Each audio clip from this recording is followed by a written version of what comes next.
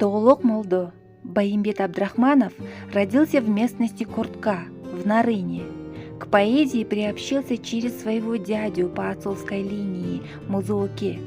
Грамоте учился у Моллы.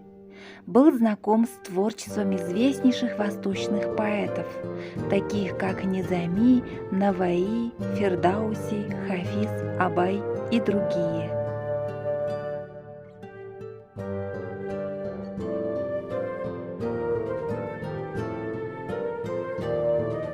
Свои произведения начал создавать с 14 лет.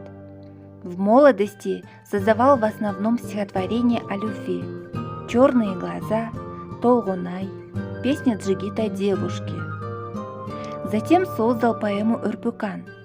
В 18 лет, сопровождая знаменитого Манас Читуныбека, молодой поэт заучивал целые фрагменты эпоса «Манас».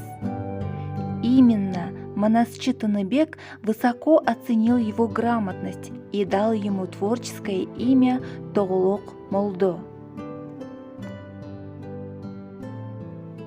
Творчество Тоголока Молдо отличается разносторонностью, богатой тематикой.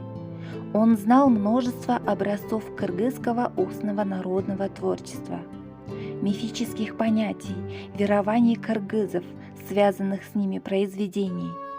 Он знал содержание таких народных достанов, как Шырдакбек, Джаныш Мырза, и кроме того, он записал свои варианты эпосов Манас и Семетей. Все они в настоящее время хранятся в рукописном фонде Национальной академии наук Кыргызстана.